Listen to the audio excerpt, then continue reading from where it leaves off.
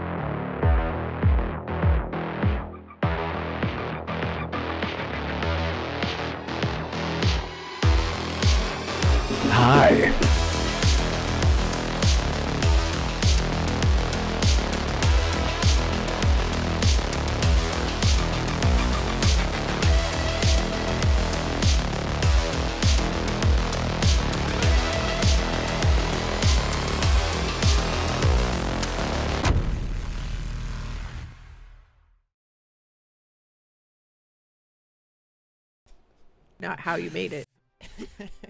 Well, that I'm not worried about. I'm mostly worried about like charging them a rate that they're not going to be like. Oh, Speaking of, like, billing welcome it- everyone to the Renegade Run Podcast, episode 76. Man, my brain is like on fire it's like right now. Fallout 76. We should just talk about Fallout 76 the Sure. whole episode. Anniversary. There, we got DLC to talk about. We got DLC for DLC. We got cats and dogs. Pets coming to camps. That's right. We got cats and dogs that are coming with their own DLC to Fallout 76. The DLC. To the Fallout DLC. 76 DLC. Right, exactly. It's DLC for your DLC. Speaking of which, we got some TLC from our audience here in chat. Thank you all so much for being here. I appreciate you all. And I'm sorry, I'm trying to get my brain together. I have been on the computer all day, editing. Oh man, you guys! Ooh, thank you all so much for being here. Nerds and Other Legends, General Spartan 2077, Jake, my dude. Toxic Buttwind has returned from the depths, the dark, stinky depths, and I love you for that, for returning to us again. Game and Adaptation Newscast is here as well. Thank you so much for checking that out. Daniel Luna, hello, welcome. Moose One, Palpatine, I haven't seen you in a while. Where the hell have you been? American Fury, of always the ever so supportive, so nice. American Fury, you're so awesome. Thank you all so much for being here. My face will turn from red to normal human skin color as soon as I calm the hell down. Man, I am really excited to be here. As always, this is the highlight of my week, and I couldn't do it without DeMarco, dude. What's up, man? Howdy. I couldn't do it without you either, but that's because Literally. I couldn't. So, thank you. I think. How you been, man? It's been a busy week. I haven't Yeah. gotten into gaming. I have absolutely no faith in myself that I'll be able. Last week I was like, oh, I'm gonna get through Dragon Age, and I was in this huge just gaming mood. That's all I was doing. Lately I was like playing tons of things. I had beaten Frostpunk in a week, and I loved it. I loved every second. And then I was like, I'm gonna get through Dragon Age Inquisition next with Veilguard on the horizon. Just found out that Hans Zimmer is doing the soundtrack for that. Dude, So did you hear that's it? pretty damn cool. I did. It was not what I expected. I will be honest. Yeah, it was different. It was like was hopeful different. and then dark. So I kind of liked it because it like reminded me of like the original soundtrack for like the first one. But yeah, I liked it. But I agree with you. It's not what I was expecting. I thought it was going to be more Hans Zimmer-y. But More Hans Zimmer-y. That's how I Yeah. would have phrased it too. Yeah. I was looking up. You know what it costs just to have him speak somewhere? Not even make music. I was just looking up. I was curious, like, how much does it cost to hire Hans Zimmer to do this kind of thing? And I wasn't obviously able to find anything accurate to that, but people were just estimating roughly what it costs to have him speak to people at an event, I guess. And it was like $500,000 to $750,000 for like an hour or two of him talking, is what they were saying. So that's He's a very ridiculous. popular guy. He's a man of high demand, I guess. He's man like, of hello, many- that'll be $50,000. Thank you. Goodbye. Goodbye. Play music. It's great. Goodbye. Yeah. Is that what he sounds like? Is he German? He is. Yeah. His name is Hans Zimmer. I just feel like he's like, yo, man, my name is Hans. They call me Hans Z in the streets, and His do name music. is and literally stuff. Hans Zimmer. No, he's super German. Hans So Zimmer. anyway, play the soundtrack while you listen to this. Put it on in the background if you're watching it. Or the title theme. It's pretty good. But yeah. So no, I haven't made basically any progress. I'm still in the hinterlands. In Dragon Of Age, course, so I that's that is the curse of that game. Is there no interludes. progress. Yeah, you gotta get into that. But that's awesome, man. Yeah, at least you checked that out, and you have time. You got a whole exactly I have 30 days. So 30 days. yep. So you got some time. And I don't know if Assassin's ready, but Holly, that blue number, as always, thank you so much, all of you, for you giving your time, sacrificing, wasting your time here. Holly, how have you been? What you been into? And all that. Good. Happy October 1st. or Oh yeah. October 2nd, depending on who you are and if you're listening from Australia. That's right. So, I don't know. I feel weird. I don't know what to say. I don't know what I'm doing with my hands. Somebody hit the reset button. No, it's good. You're weird. You're in a weird mood, and I am too. And we're just gonna go through it together. Well, I guess we'll talk about what you've been playing because I was playing that with you. So, teaser, spoiler, whatever. But yeah, Assassin, are you ready to speak and tell everyone about your life story? Not my life story, but yeah. So, fun fact, I literally joined this Discord chat about 15 seconds before. Yeah, I know. I was like, I just made it. Literally just made it. Yep. Yeah, how you been, man? I've been good. Like so many people on the beloved JRPG community, I've beaten the demo for Metaphor, Renfantazio. It's now my most anticipated game of October, despite my plans starting tonight, actually. More on that later. Mm-hmm. But, Holly, you'll be happy to know that I jumped into BioShock. Hey. Are you playing it on normal or hard? I am playing it on normal because I am not Dark Marco here.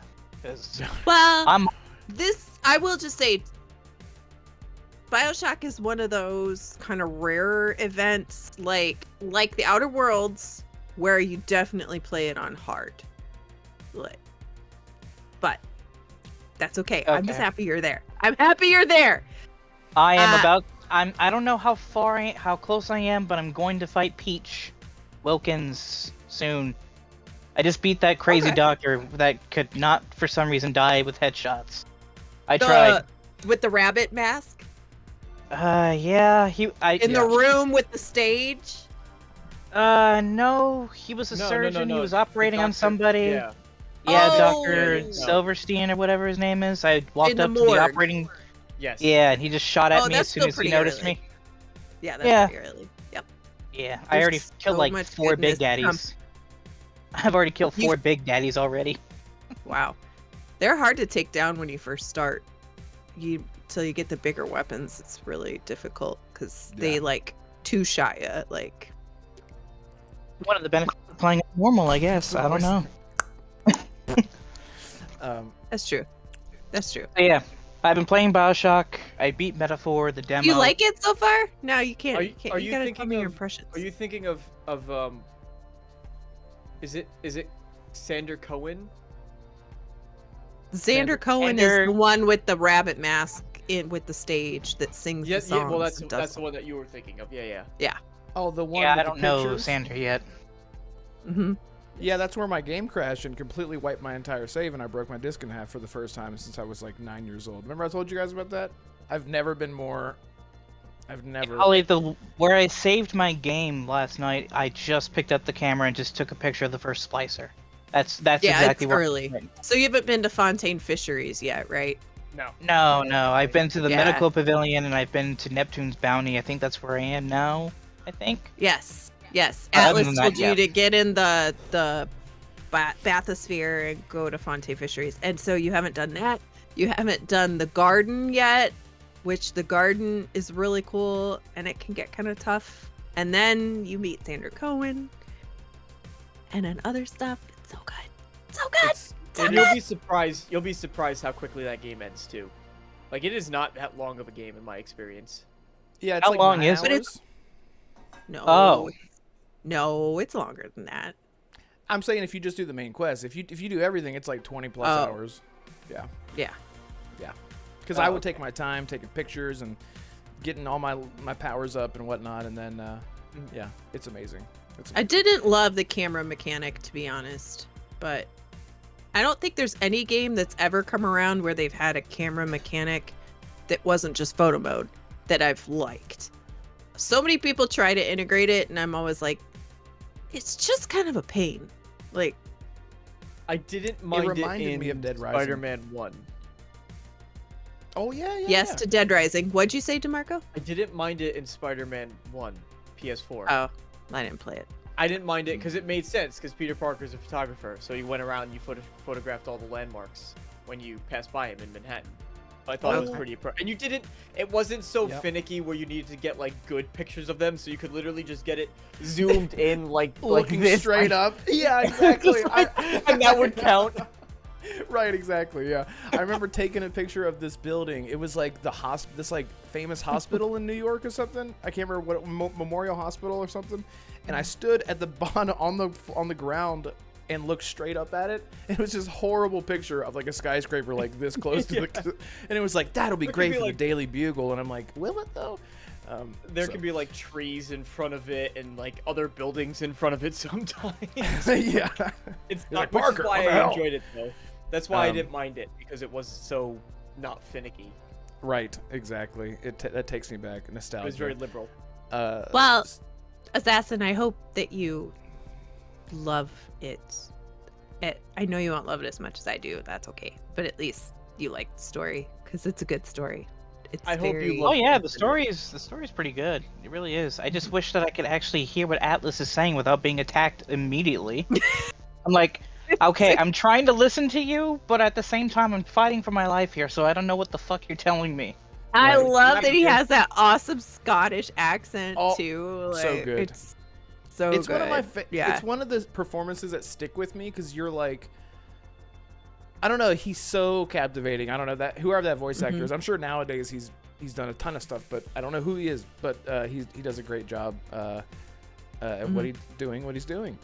And shout out real quick to Game Seeker and Web Dave, Yadani Kazada, and hopefully I didn't miss anyone new that just jumped in here. We're about to talk about Assassin's Creed and all that fun stuff that everyone. It just keeps going and we can't stop talking about it. It's great. Believe it or not, Carl Hanover is the voice actor, and he was in Bioshock, Bioshock 2, Burial at Sea Episode 1, and Burial at Sea Episode 2. Okay. What is he actually? That's it. Is he actually? That's it. Oh, that's it. That's it. Yep, he was Okay. only in Bioshock. It's like the John Marston effect, where like the voice actor. I always forget his name. But the voice actor for John Marston like still works on a farm, still works his ass off because that's Rockstar. That's they screwed him over, but for the amount of money that they make, but whatever. So that's probably what he does. He probably works at like a brewery or something. That voice actor for Atlus. He works on theater. He's Theater. a dialect coach.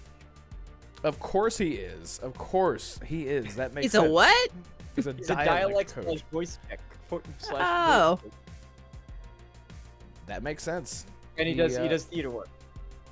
Wonder if he really you go. has that accent in real life, or if he just is good at doing accents. And These days, you just never know. You never know. Like, Yeah. I never knew that. it's like every huge British Jackman- person does fantastic American accents, but every American cannot do a British accent for shit. Yeah, exactly. Exactly. It's absolutely true. So anyway, Or Australian. or Australian. Yeah, that was it's my New Zealand Australian accent that I do. I've been playing. Well, we'll talk about it because it sort of ties into the topics. But hey, guys, if you're new Assassin. here, yeah. I cut Assassin off. He has more to say. Oh, did he? I'm sorry. Bioshock overtook the conversation. Okay, yeah. Assassin, go ahead. I didn't realize I had more to say. I was just saying I was playing Bioshock and to beat Metaphor. That's it. Other than Oh, you seeing- beat Metaphor. We didn't actually hear that. Well, yeah, Sorry. I beat the demo for it. Fun. We tried to play Payday 3, but God, oh Holly, my that was God, a I waste almost of forgot about that.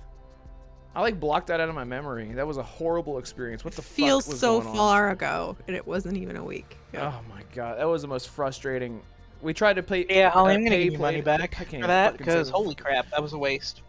No, Yeah. we will play it again. We will play it. It will work. It's because the devs were tweeting out 75 tweets per second that day, and people were jumping on, all 72 of the people jumping on playing the game at once. It was way too much for their servers. Anyway. Shout out to almost 30 people here hanging out with us. I really, really appreciate you guys. If you're new here, consider leaving a like at the least and a sub at the most. That'd be awesome. At the very least, tweet us out. Hit the like button, whatever the hell. It'd be awesome. Red. Yeah? You know what you and Holly probably also forgot? Yes. We played Space Marine 2 as well. Oh, yeah, we did. And Call of Duty. And Call of Duty. And COD, we were yeah. Like, F it. I could F never it. look at a rat the same way again because of you two. Yeah, after that little sequence that we did. Yeah, we played Warzone, and for We like didn't even finish. 2 rounds. I know, it was getting late, and I had to get up early. I was like, I'm sorry. I felt bad, but anyway. Oh, it's Space Marine. Yes. In Space Marine, yeah, I had to go to bed early. I was like, I don't want to go. But yeah, so, all right, let's do this. Let's do this ding dang thing. So have you guys been seeing this whole thing about Assassin's Creed? Every single day something new comes out about it. I'd say this is really, we're going to have to tiptoe around this because a lot of stuff came out that's very sensitive stuff. And it is apparently true. And we're going to try to talk about it. And I'm going to go ahead and talk about it. So Assassin's Creed Shadows, Ubisoft, their stock has dipped. Dip is an understatement. It went from, what was it, $90? I can't remember the equivalent. I'm so bad with numbers. DeMarco, you were way better with being smart with numbers and whatnot. You could help me break this down. But the stocks tanked significantly, and so of course some people are investing and some other people are looking at this like this is like, you know, a big deal for Ubisoft as a whole because Outlaws did not meet expectations, so of course they were looking for a boost there. And now with the Assassin's Creed delay, this isn't just about the game getting bug fixes and whatnot. There is so much controversy from the very beginning with Yasuke and Nawe, the 2 main characters, to now it's escalated into the disingenuous effort at historical accuracy for Japanese culture, to the extent that I'm sure you guys in chat already know where I'm going with this, with the Torii Gate, and the only remaining. So they put out a Funko Pop that had the 2 main characters with a broken Torii Gate standing behind them, and the only standing Torii Gate is the one from the Nagasaki bombing way back in the day. And of course, so this broken Torii Gate isn't just, it's not about the gate, it's about the actual broken Torii Gate being a symbol because it's still standing today. And so them using it to sell things is really, really shitty. It sucks. And it goes on and on. First of all, my thoughts on it is that it's insane to me, these massive companies with thousands of employees, that there wasn't a single person, there wasn't a single dude, Steve, who came up out of the woodwork and said, hey guys, I know I work on the bushes. I'm the bush guy, but I noticed that's Hey, not... you shut up, bush guy! Oh, Nobody sorry. asked for your opinion. Sorry. Okay. I'm just gonna. And I bet you that's game's actually great. a scenario. Yeah, exactly. It's not even a real name. And I bet you that was a situation that actually happened where the people that wanted to speak up, they just wanted to keep their jobs, and they thought, how am I even gonna? Who am I even gonna talk to? Because we're not there in these big offices. We don't. And if you do work in an office with a lot of people, you will know how difficult it is to even get to. You can't just go and knock on the boss's door and be like, hey, we need to talk. You know, the 9 times out of 10, the boss isn't even there. They're out doing other things or whatever. I'm not making excuses at all. It's actually the opposite. I am just astounded that no one in quality control. There's so many issues with this. I don't know. DeMarco, have you been following this kind of stuff? I haven't been following it closely enough, and I'm partially horrified to say something that's Yeah. completely out of touch because I don't know the full context of the situation. So Well, that's I'll just phrase it like this. They have put in I'm mad. so many things in the game that are not historically accurate to feudal Japan, Japanese culture as a whole, to the point where it's stuff like, what did I see the other day? It was something about like pottery that was, pottery that has never even been, has nothing to do with Japanese culture. It looks more like a totally different culture, and it's just in the game. And people from Japan are pointing it out, saying, "Why is that? That's nothing. That would never be in Japan." And I think, and what I'm curious about is like, how many other Assassin's Creed games or other games in general, doesn't even have to be Assassin's Creed games, where we get to a point where we can nitpick everything down to a vase in a game. And I'm sure that you could look at tons of games, like any other Assassin's Creed game, you could probably find stuff like that. But I think that this thing has been busted open from the very beginning with the, I would say, disingenuous or anti-accurate portrayals of things that I think rightfully so things are being picked apart. So essentially, the question is how in the hell does stuff like this fall through the cracks, especially things that are this massively huge? So they delayed the game, and now the question is, well, they're not going to take out and change the main characters. So why did they, in their statement, they talked about making the game more accurate, historically accurate. So I think that they might be taking things out, like Torii gates and vases and stuff like that. So there's your context, if that means anything, if that helps you out. Yeah, I think there's a level. I'd be curious about the other Assassin's Creed games if you go back. I mean, here's the part where this is the thing that's on my mind that I'm afraid to say if it sounds ignorant. So I want to preface it with that, just because I'm not fully aware of the whole context of the situation. But I think back to my immediate thought. I think back to sort of Assassin's Creed 2, right? They had Leonardo da Vinci making flying wings for Ezio to glide around the city, right, in that game. And, I mean, there weren't people getting angry necessarily about that because it was just a cool thing in the game. So something like pottery being out of place, it's not inherently hurting anyone's experience, but the flip side of that is I can understand why a game like Assassin's Creed has the potential to be a very cool medium for that historical accuracy. And that is why I'm not saying gamers are seeking it out. Like, we know that Assassin's Creed historically has put a lot of effort into showcasing those historical sites where you could go in and read about them and actually learn about these locations through the game, and it was actually a very cool resource to experience history. But where do we need to draw the line between making a good game that's just fun versus this needs to be, like, when was it dictated that Assassin's Creed needed to be, I'm not even going to say 100%, but like 95% historically accurate, or 90% historically accurate, right? Because it's some of those fantastical elements that make it more fun and more exciting and make it different.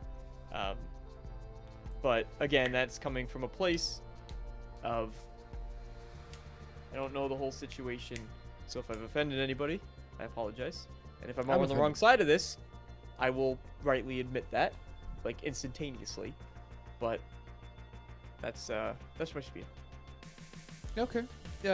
Assassin, you're the assassin. So what do you think about all this all this stuff? And again, if you don't want to talk on certain things, and again, chat, there are things that we just won't talk about just because it's just hard to talk about, and I just don't want to give off the wrong impression. I just don't want to tiptoe around anything. I'd rather just avoid it because obviously it has to do with the racial stuff, and I just don't want to talk about it because it starts to feel gross after a while. Like it's really I don't know what the I word do is know. for it. I But, can say. it's- There's one thing I can say on the subject though that I do know. It was reported that they always have like a historical accuracy person that comes in, and it Mhm. was stated that they came in much later into the process than they normally do, and that caused some issues where they had to sort of cut corners for which something like the vases. That's exactly the thing that might have gotten overlooked, right? Where they had to cut corners in their approval process, which is usually very heavy. And very strict in order to hit certain deadlines and meet certain time frames. So that was a recent thing. I know Mr. Matty made a video talking about that today. If you really want to explore it in some detail, that is there. But there were some issues, which it's confusing as to why this time around they said they just didn't follow the same process that they know has worked, especially when I feel like if it's not broke, don't fix it, right? So Yeah. but there you go. Moose One actually has a good point. This is actually something that I wanted to talk about. That it's claimed that Yasuke was supposed to be a Japanese dude. So not just Yasuke, but one of the main characters was supposed to be a Japanese male. So like Jin Sakai from Ghost of Tsushima, and they changed it like a few years into development, while some real life things were happening, I'll say, and they thought that this would be good, something that they could use politically to drive up sales because of what was happening during the time of development. That's what's claimed. So I guess that would make sense if someone the historical accuracy man was like, hang on, we're gonna change things. We'll call you in like 2 years, right before the game launches. So of course at the time, I'm sure that guy would have been like, everything looks pretty good, except for the name here or whatever there.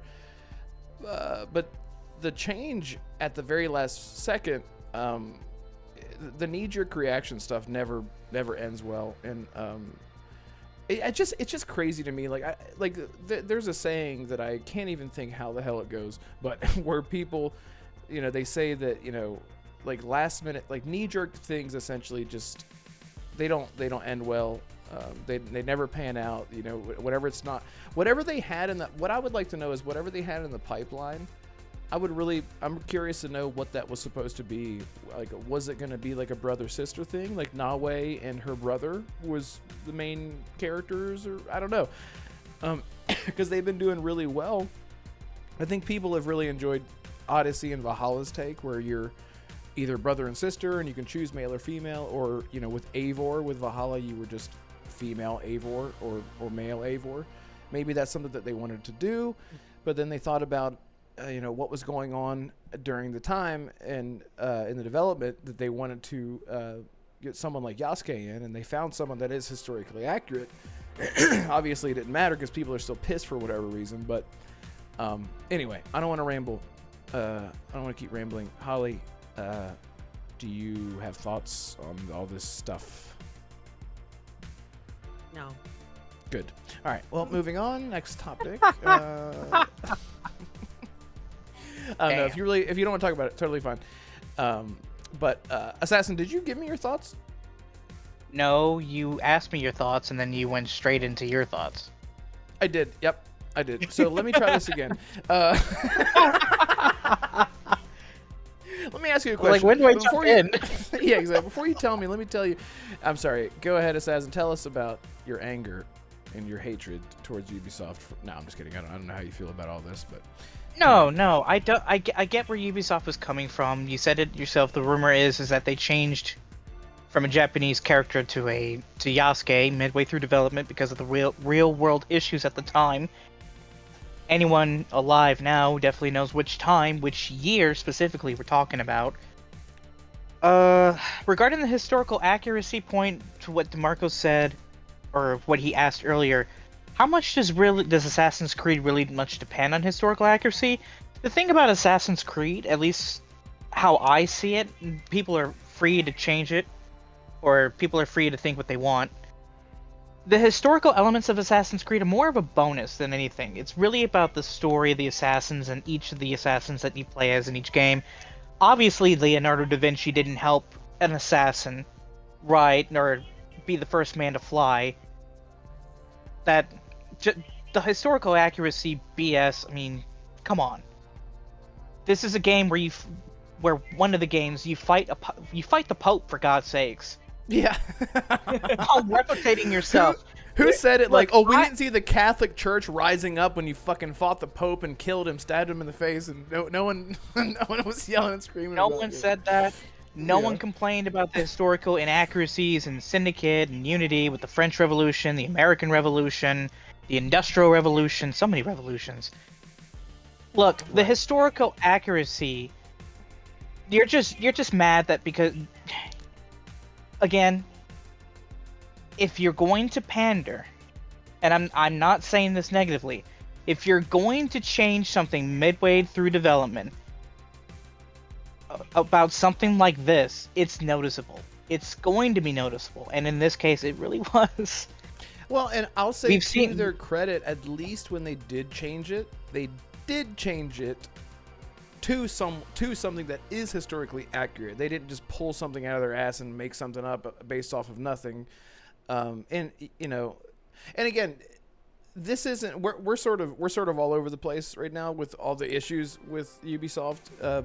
So we don't have to get too deep into it, but I will say at least they chose Yasuke of all people.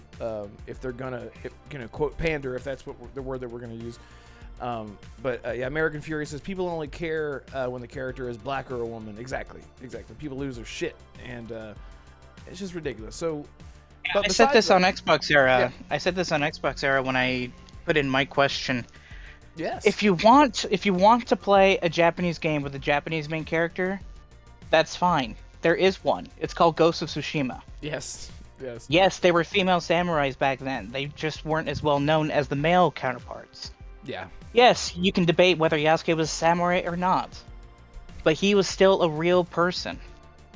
This is about fiction, science fiction, bending something to your imagination, not the other way around here. This Assassin's Creed is a series about the assassins. It's about the Templars. It's about, do we want society through peace, or do we want society through order? That's the whole philosophy behind the series in the first place. It's not about, oh, well, I need to play as, or it's about playing as this character in this time. Like, no, it's not. No, it's not. If you're angry about it, then just don't play it. It's a video game, for God's sakes. Yeah. You don't see me rambling on Red about Starfield. Yes, I have issues with the game, but I'm not going to tell him don't ever play it.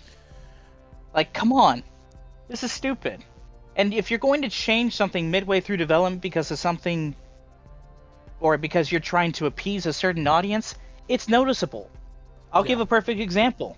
The Last of Us Part 2. Yes, the story is still debatably good or bad. In my opinion, it's bad.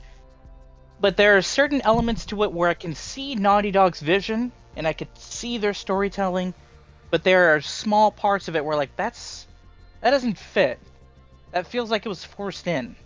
It doesn't feel like it was put there organically. If you look at some recent games, you can also point out inconsistencies like that.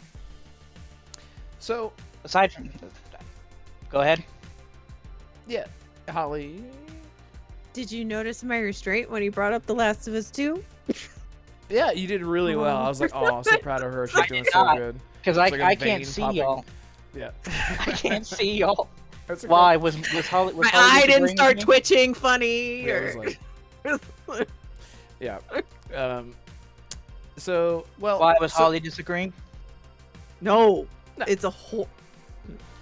See, you almost got Or me. where you again. were agreeing with me?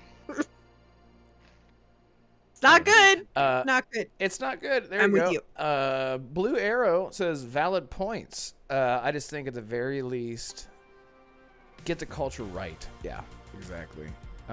Oh yeah, totally, absolutely. The culture part of it is the best part of Assassin's Creed, in my opinion. I learned so much new things by playing this series. It was also I do one too. of the very few Yeah. series I managed to convince my parents to let me buy because, hey, there's some real history in there. Is there? All right, Yeah. fine, you can get it. Yay. So, so I learned a lot through Assassin's Creed in terms of cultural history, societal issues that have stemmed from previous eras and previous centuries set in these games. So, so I guess what we can turn it to, so that way Holly can talk, is with everything that's going on with them recently, Star Wars Outlaws, Ubisoft, or Assassin's Creed Shadows, Star Wars Outlaws not selling well at all, critically and financially, and Assassin's Creed Shadow, all that drama. Ubisoft stock has completely tanked, and now they're in sort of panic mode. They're actually investigating their board, like leadership. So they're looking at their leadership going, what the hell is going on over there? So my question is, I mean, this is a broad question, but like, what exactly can Ubisoft do? What can Ubisoft do differently? Like, I'm someone who, I'm gonna be honest, I love Ubisoft games. Like, I do. I love the majority of them. I skip on some things that I just don't really have like any interest in, like that I think is cool, like Avatar. I think Avatar looks amazing, it looks beautiful. I'm sure that it played great. I know I've talked to plenty of people that loved it. I'm just not a big Avatar guy, so I was like, great.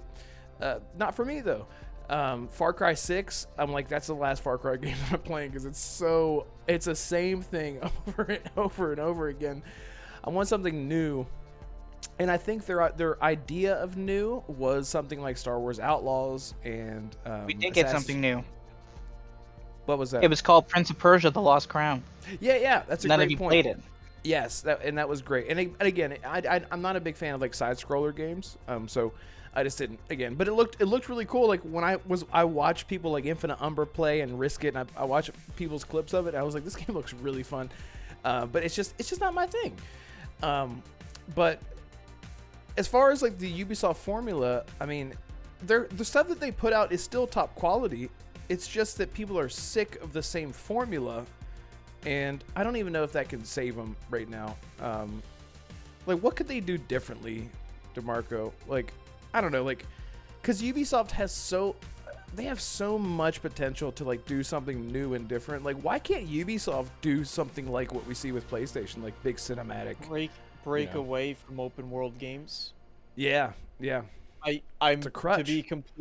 to be completely honest, I think this, like, and we're seeing it with, there's you can look at, for example, Dragon Age the Velguard, right? Or that's going to a more linear experience, and some of the feedback that came back from the previews of that game was that they really enjoyed the fact that it felt a little bit more controlled, that you had some things you could explore. Look at something like Still Wakes the Deep, which was a shorter experience, but people really liked it, and it was more of a linear experience. Look at The Last of Us Part 2, which had some openish areas, but it was generally a linear experience. And you got some upcoming games like South of Midnight for one that is confirmed to be linear as well. I believe Perfect Dark is implied to be linear. I think it's implied to be level based. And even if you go back, and even if you go back to titles like Crisis 3, right? Crisis 1 was open world. Crisis 2 was very linear. Crisis 3 was like a hybrid of the two. And I'm gonna be honest, I think that hybrid for a lot of studios is the sweet spot, where it's constantly moving things forward because of the nature of its storytelling, but it's also keeping things where you can explore, you can go off and do. Star Wars Jedi Fallen Order, I thought was fantastic in that regard. I actually thought Jedi Survivor was a step back with the way they did their open world, and I liked the planets that were smaller when you did explore in Jedi Survivor. So, Jedi Fallen Order had it perfect. Alan Wake 2. Can't wait to play that this month. Only 3 weeks away.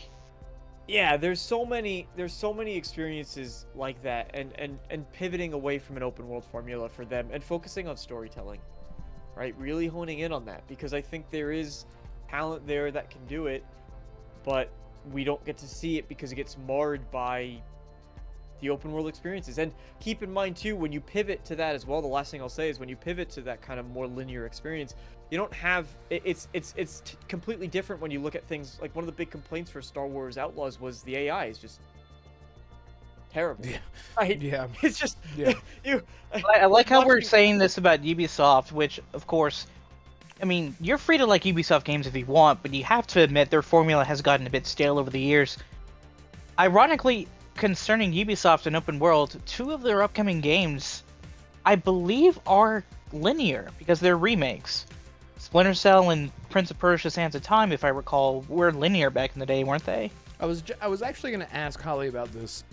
Holly, do you think that things will change if they are able to nail the Splinter Cell remake? Okay, let me just say this. It's a remake. That's not a tell of the future. But I know Well, you're Not. I'm so sorry, I'm- Although the point of remakes is to, quote unquote, new audience. maybe, well, first off, new audience, and Capcom even said it themselves. The reason why they went back to Resident Evil 2, 3, and 4 was because they were looking for new ideas. Sometimes when you remake a game, you get new ideas for upcoming games, and they did that with Village. And apparently they're going to do that again with 9. Whenever they decide to fucking reveal it. I thought it was going to be at the State of Play 2 weeks ago, but fuck all. Yeah, or Tokyo Game Thanks, Show. Capcom. But that's the whole point of remakes. Finding or bringing in a new audience, pleasing the old audience, and getting new ideas for new installments. If they do well. That's the whole point of remakes. 3 things. So anyway, go ahead, Red. Sorry, I thought I saw. Did you see that, DeMarco? Yes. Look at that. What? That's something. Look at that. Look at that. Palpatine is correct, though. They They better nail Division 3. They better not fuck it up. the real quick, Crippling Debt. Oh, God. What's up? Thank you for being here. It says, without spoiling, how is Shattered Space? It's fucking awesome. It's awesome. It's awesome. It is a really, really great step in the right direction. I have like 10 hours into it or something. So I can say it's great. It's great. It's a step in the right direction for building the universe that people maybe expected from Starfield to begin with. So if this is where they're going with expansions, I'm really, really excited for it. So it's hard to, I don't want to get into spoiler stuff, but yeah, once you get into You it, realize the more expansions you get, the farther away Elder Scrolls and Fallout are, right? well, I mean, they'll support. Yeah, I mean, we're not going to see Elder Scrolls for a long time. Anyway, Crippling Dead, it's great. I literally just put out a review as the show started because I was working on it all day, and I just had to put it out right now because there's only like 2 reviews of the game out as far as I could see. Anyway, yeah, go check out my review. I really appreciate it. Let's not derail the podcast, he says. Yeah. Anyway, so Splinter Cell as a remake, and I would hope that Ubisoft has enough insight into their own IPs to know what made Splinter Cell, really something special. Even Blacklist was really great whenever Ubisoft did Blacklist. Of course, with the real life stuff going on with the original voice actor, Michael Ironside, he had cancer, has cancer, he's battling cancer. He's getting old too. I mean, the dude's like 70 in his 70s or maybe even in his 80s. So there was the pushback on Blacklist was just really about that and going to like a guy who's supposed to be like almost 60 and now he sounds like he's 25. But it was still Splinter Cell. It was still a great game, and it wasn't an open world game. And it actually it was actually really successful. But then that was like the last one. So I guess my question is if they are going to go down the remake, right now they have been leaning so heavily into Assassin's Creed for so long. And I don't know. I guess like my guess is like maybe they're hoping that Splinter Cell will be the next thing to lean into. But it's not a big open world thing that lasts for a long time. But it will capture new audiences and old fans. I don't know. Holly, do you think that that's the best way to go? That's the best direction to go? Is like going to something that people already love? And we see that Capcom is super successful with their remakes. No, that's what I think. I guess I'm projecting. I would hope that Splinter Cell, the type of linearity that we were used to in those types of games, would be something they would lean into. Splinter Cell. Hey, Yep. you done? Yeah. Yep. That's it. Sorry. Like there was a question and then it went somewhere else, and Yep, I was exactly. like, okay, there's no question. Oh, there is a question. Oh, there is a question. It's somewhere in there. You got to find it. Yeah, exactly. Yeah. Red's just asking us questions, and then he immediately goes to his own thoughts. He's like, here's the answer. I know the answer. Whatever you were thinking. Holly's like, I need you to is talk wrong. more on the podcast, and she's like, okay, I need you to shut the hell up and let me answer that question. Anyway, Well, at There's least gotta Red be a didn't call any of medium us in there stupid. somewhere. exactly. Yeah, they call me Ramblin' Red Wolf Renegade. Yeah, go ahead. Yeah. My question is, what direction? Fucking hell. What is I'm this? kidding. Go ahead. We don't know Assassin. It's new to all of us. It's great. I love it. No, you nailed it on the head though. I was thinking the same thing. Like Capcom pulled themselves out of the abyss, right? With really just kind of going back to their roots, and They went from Crapcom to CapGod. That's there you go. so yes, that. And people have been begging for a freaking Splinter Cell for forever. So why not do it? Why not give them what they want? And you forgot, like, Ubisoft made the Mario versus Rabbids games, which everybody kind of writes off because they were on Nintendo, but damn it, those games are fantastic. And they're really hard, and they're good. Like, they're really good. They're fun. They're great. Didn't the creative director for those two games leave Ubisoft like a couple months ago? Pretty sure I read a story about that. That's very possible. I don't know if they're planning a third one or not, or if it was just the two, but they were really, really good. So I think Ubisoft has, well, we know they have tons and tons of IP they could pull from, and successful IP. Like, you can even go back and just do another Watch Dogs. Like, take it back to 2, like take that formula. They had a lot of good ideas in Legion. I just don't think it kind of landed the plane correctly. So, sometimes simplicity is the best answer.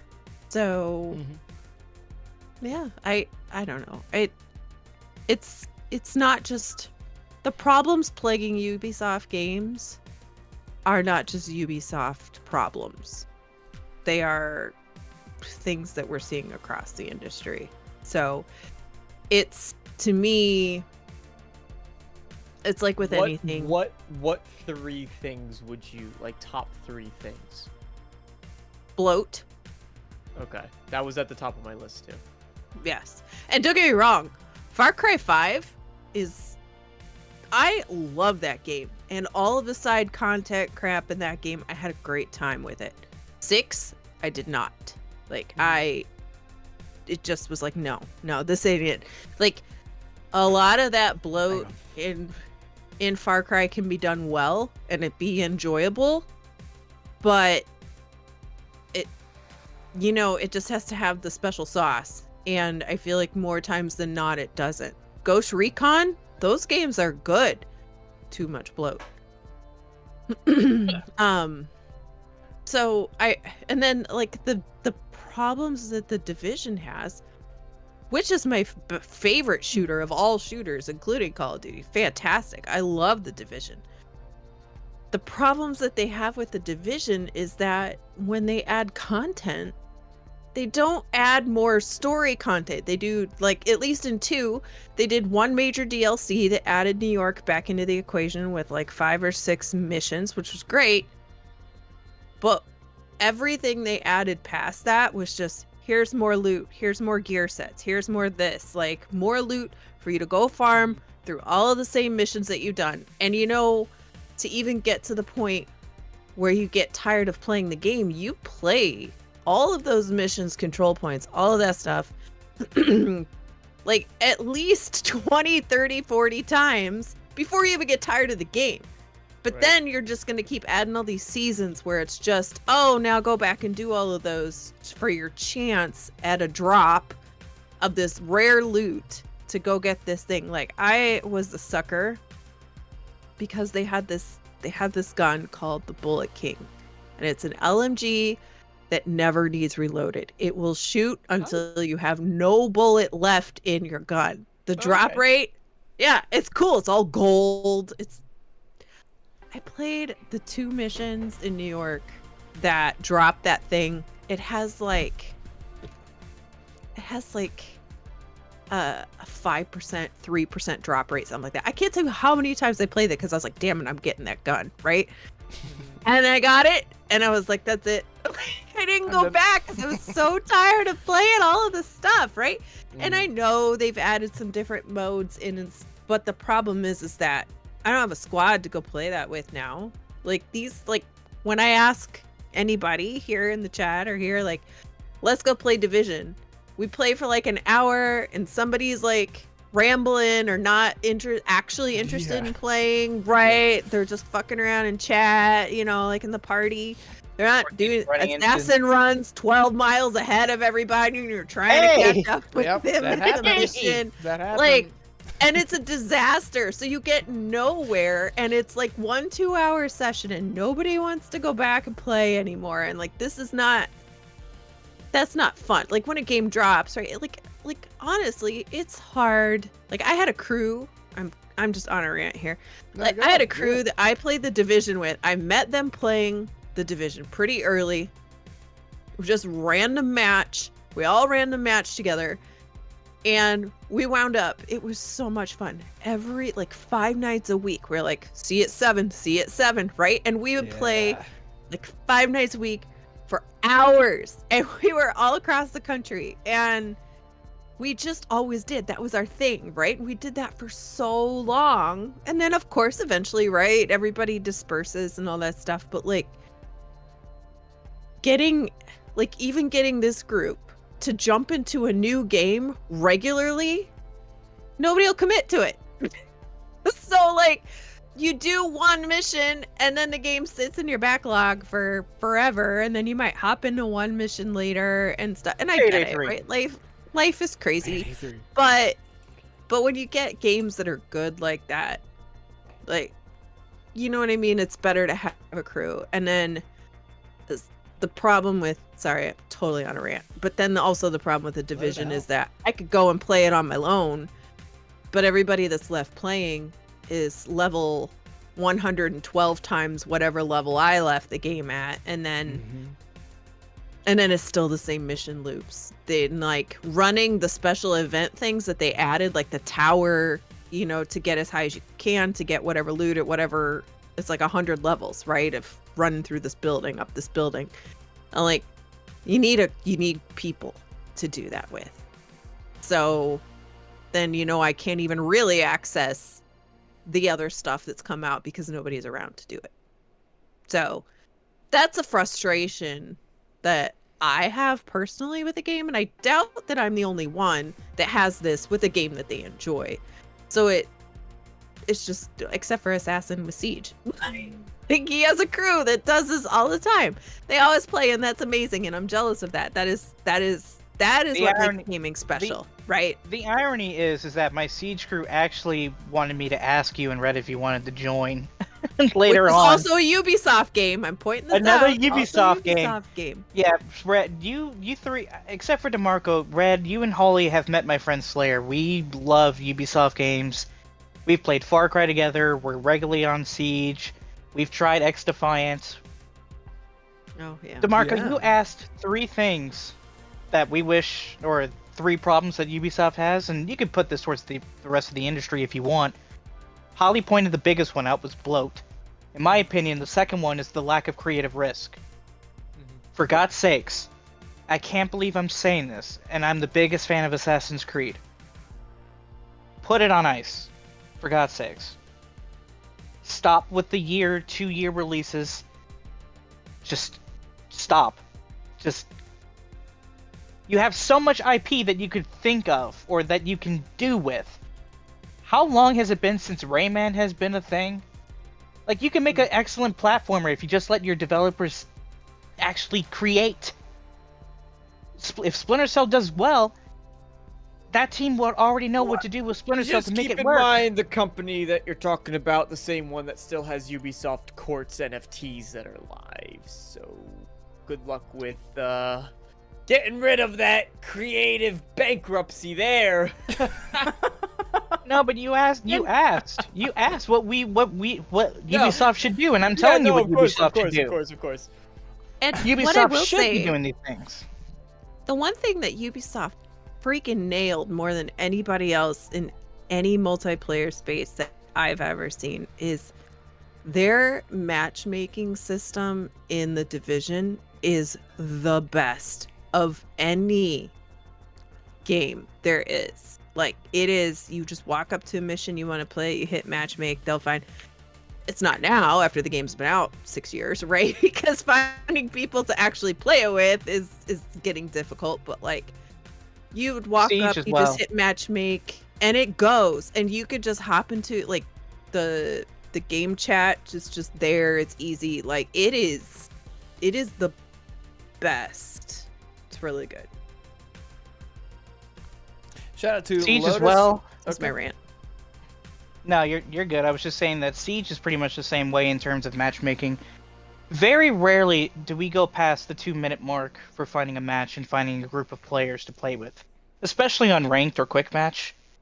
Those two, I think, the longest that I've waited for a ranked match was 5 minutes, and that hasn't happened in I think a couple years. So I agree with Ubisoft, or what you said about Ubisoft and their matchmaking system, because it's pretty good. Well, and in The Division, it's a little unique just because, like, you are in the live world. You're standing at the entrance to the mission. It's not a lobby system, right, where you're loading into a match of something, right? Like, you can walk up to a mission in the world, hit this button, wait a minute or two, and start walking in, and people will join. Like, it's very on the fly. But it's just the only reason I'm commenting on that is because, like, it's a different mechanism, right? Siege is round-based matchmaking. Round-based for a matchmaking, specific yeah. thing. Yes. Yep. Mm-hmm. Yeah. Whereas Well, yeah, this I is, get that. you know. I just Mhm. when it comes to Ubisoft as a whole, I just wish they would learn the same lesson that Capcom did. They have two completely different cultures. They have obviously completely different people at the top. But you would think after 7 years of everyone watching Capcom could succeed, you would think more people would follow their lesson, but apparently not, because they're greedy and stupid and holy shit. That was sick, Can bro. you- You just dropped. Was that your next beat? Your cadence just now? I did not mean to do that. It was great. Da-da-da-da-da-da. I love it. The other Holy thing, crap. the third thing I will say, which is not just a Ubisoft problem, but an everybody problem, is, like, in all honesty, everybody might have a different opinion, and that's totally fine. But Oh, no. I don't care what. Well, I don't like character developers, like creators, that much, and I'm in the minority on that. I know that, and that's totally fine. But whatever the story is, whatever the situation is, I want a good story. You could make me a purple unicorn. I don't care. Like, Yeah. as long as Pyro. the story is good, all of the other stuff is, like, Yep. whatever. And there's too much manipulation of the story for other reasons, in my opinion. Yeah. And what that has done is made a bad story and then forced this narrative about the fact that it's a woman, so now it's garbage, or it's Yeah. anything else, now it's garbage. And the fact remains is, no, it's just like The Acolyte, right? Like, no, it has nothing to do with you as an actress or a character. The story is shit. Yeah. Like, there's no getting around that, and I am happy to debate that all day long. And there are plenty of horrible people out there that will see something with a genuinely good story and still shit on it because it is a female, or, you know, a Hispanic character, or whatever, right? Like, I don't care, whatever their problem is with You just reminded me of whatever. a tweet. You just reminded me of a tweet earlier this week. I don't know if you three have seen it. Someone was complaining that, oh, women in video games they're not good characters, and I'm just like, hello, Lara Croft, 2B. Like what are we Ellie. doing here? Ellie is a Ellie, great for God's sakes! Like what? Hello. Joanna what do Dark. you mean? I mean, there's a laundry list of, Yeah. Oh! but it goes back to the Aliens is just one of the like best horror series ever, and the first two movies, they are fantastic and everybody loves them, and nobody actually thinks, well, she's a woman. She's just a badass character, and she's a woman, right? Right. And it should be the same thing with the story. It needs to be a badass story. Oh, and it just happens to be that. Right. Mhm. Whatever. They're whatever. But Yeah, I mean, That's look my at games like Life is Strange. I always joke, I always make the same joke that Carrick with ACG always said. Like, I've never wanted to be a 16-year-old girl, or 18-year-old girl in college before in my life. But the story is written so well, the characters are so good, and you're just like, whatever. I love it. It's so good. Has Yeah, but nothing also to works do. red. Yeah, The Telltale series. Telltale That one series. hits the nail on the head too. Yeah, bro. Plague Tale, the Plague Tale games, 1 and 2, especially 2. Oh my god, like female-led protagonist with a little boy, dude. It's that game is. I mean, that game is like my top 10. Those games of all did time. so well that Focus Entertainment put Amicia as their flagship. That's how Yeah. good that game is, or how those two Amicia! games are. Oh god, I'm gonna cry. That game is so fucking good. Real quick, shout out to Lotus Esprit. Thank you so much. I don't think they're here. I tried to tag them, but they're not here. But thank you so much, Lotus, for the $10 super chat with just the hippo spinning around in the chair. That chair looks kind of like my chair, or maybe all gaming chairs just look the same, and I'm a fraud. But Lotus, thank you so much for the support. I'll really always, blown away by your support. Really appreciate you. Also, shout out to my good friend Jershad, who's actually a real life friend of mine that I've been friends with for. I don't know. Josh, how long have we been friends? 75 years? Long time, but I really appreciate you jumping in, catching the show live. He says lack of risk is killing most of the industry right now. Safe equals stale. Can't wait for developers and those financing them to figure this out. Yeah, exactly. Hey, Yeah. Red, let me put you into a scenario here with Put me Ubisoft. in, baby. Now, DeMarco's obviously going to come in here and ruin that because he's going to be like, "Oh, Ubisoft doesn't want to do this." I don't care. That was a good impression of DeMarco's. No, it DeMarco, wasn't. can you Anyway, replicate that? Oh, Ubisoft's not going to do this. There he goes. See, it was spot on. Holy crap! It almost was spot on. Wow. Almost. I thought there was 2 of you. Go ahead. Sorry. All right, let me put you in this simulation, right? Ubisoft finally makes it out the other side of the light, live, right? Splinter Cell does good. They actually make a great Splinter Cell after the remake. Same thing with Prince of Persia. Assassin's Creed goes on hiatus for 4, 5, 6 years, whatever. Comes back even better. They bring back Watch Dogs, and they actually have an identity for that fucking game. They bring back Rayman. Hey, a platformer. Ubisoft barely has that. They don't have that. Make a third Mario and Rabbids game, but have Nintendo market the fucking game. The reason why it didn't sell well on the Switch is because Ubisoft marketing sucks. Nintendo's marketing is spot on. For God's sakes. Give Siege, give Rainbow Six fans a fucking campaign. Actually put in the work with Division 2 until Division 3 comes along. Actually put in the fucking work, Ubisoft, and you'll get what you want. How hard is it to fucking wrap that around their heads? I'm rooting for Ubisoft. I like them a lot. They have a lot of good. They have a lot of good talent. They have a lot of good IPs. They just, and I will argue. I am one of those people that I am not done with it, but I've enjoyed Outlaws. I tried it through Ubisoft Plus. I'm gonna cancel Ubisoft Plus because I was keeping Ubisoft Plus to play Assassin's Creed this month, and now that's not happening.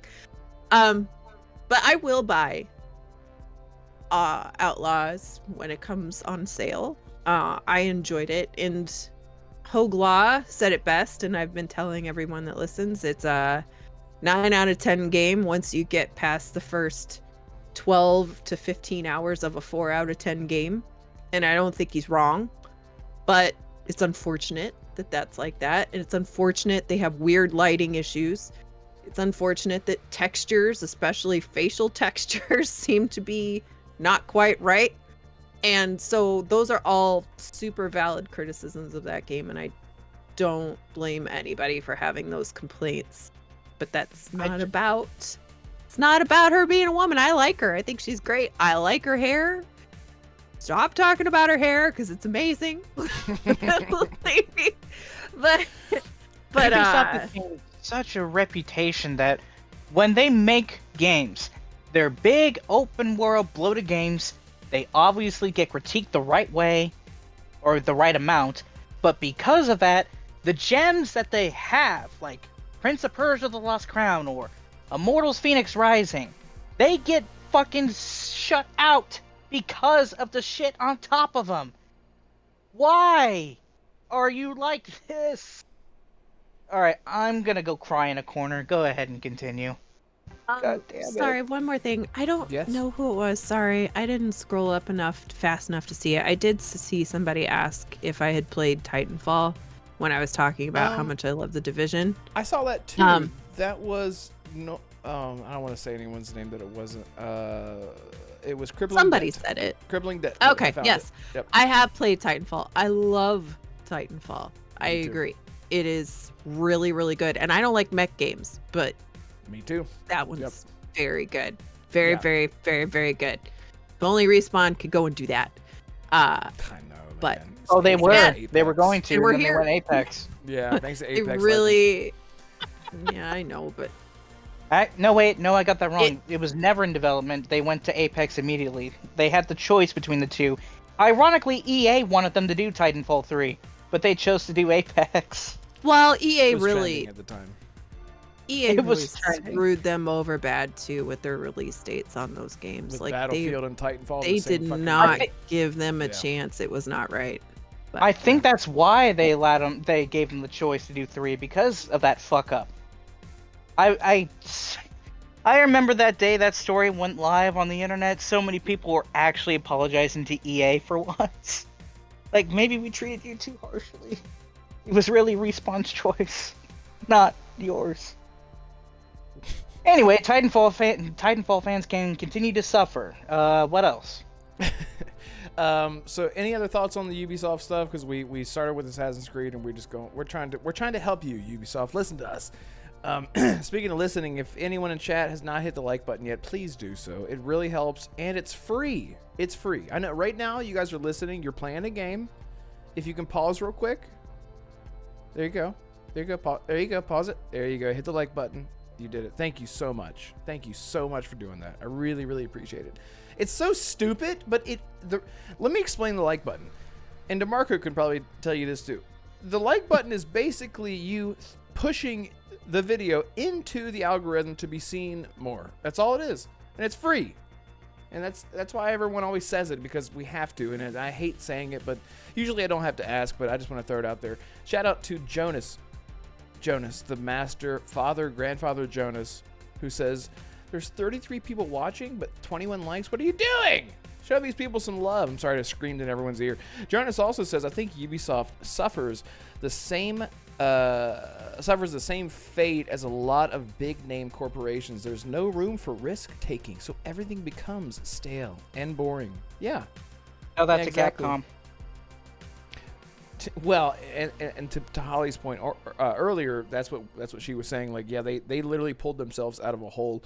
They got really lucky with Monster Hunter World. I wouldn't say they got lucky with Monster Hunter World, because that is a great game for the IP. That's where it started, and then they said, where the hell do we go from here? And then the remake started pumping out after that. And Resident Evil 7 helped a lot.